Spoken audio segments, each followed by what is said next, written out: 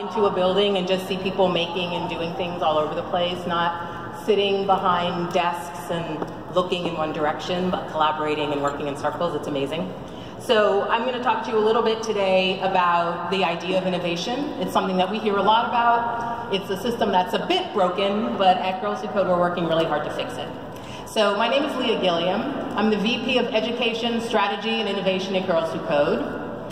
It is one of the best jobs I've ever had, and I really enjoy my work. But people always ask me, how did someone who went to Brown, started doing film, how did you end up thinking about computer science? And I always go back to my dad. And when the slides catch up with me, great. We'll see a slide of my dad, Sam Gilliam. This is a picture of my dad in his studio in the 1970s. He was one of the first black artists to be featured on the cover of a national arts magazine. And in that picture, you can see he's wearing these rubber boots. They've got paint all over them. If you look closely, you can see that he's got this long rake. And that was what my dad was known for. He was an innovator in abstract painting because instead of using a paintbrush, he used a rake to move the paint across the canvas. And as a kid, I had this great experience of hanging out with my dad in the studio. It was so exciting. There were so many ideas being thrown around. There was so much stuff happening. And I always saw two different worlds. The great world inside the studio, and then the kind of harsh realities of the kind of racism and classism that my dad would encounter in the art world. So while my dad was a very successful artist, a lot of the systems that the world created made it very hard for my dad to show his work and really spread his message across the world the way he wanted to. So as a kid, I always was really concerned and thought about those two separate things. The creativity and the fun that my dad had in the studio, and then the real world of having to teach and sell paintings and really think about what it means to market your ideas.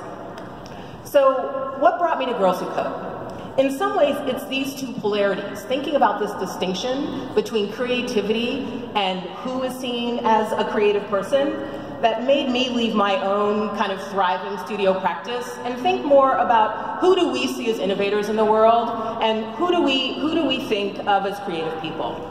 So you guys are already ahead of the curve. I think that was a perfect message to give you, but it's important to think about the larger landscape of computer science education.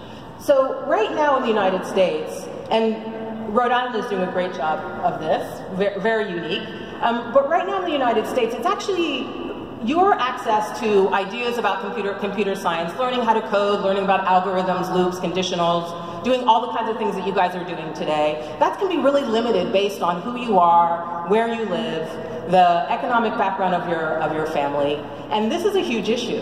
So we're really finding that people are talking about innovation and technology as if they're one piece. But we have this huge problem, which is that everyone doesn't have access to this thing that we think is going to transform the way we live and do business in the future. So there are a few issues that we think about at Girls Who Code. One is this issue of access, and the other is this issue that we talk about as the gender gap. Have people heard of this thing, the gender gap? The gender gap in computer science? I'm looking around.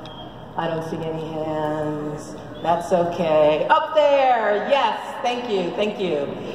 So hopefully we have a slide about the gender gap coming up next. Thank you, Alex.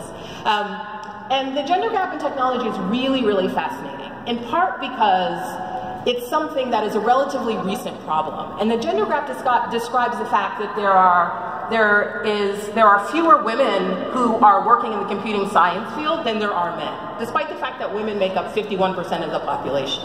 And this is actually a relatively recent issue. In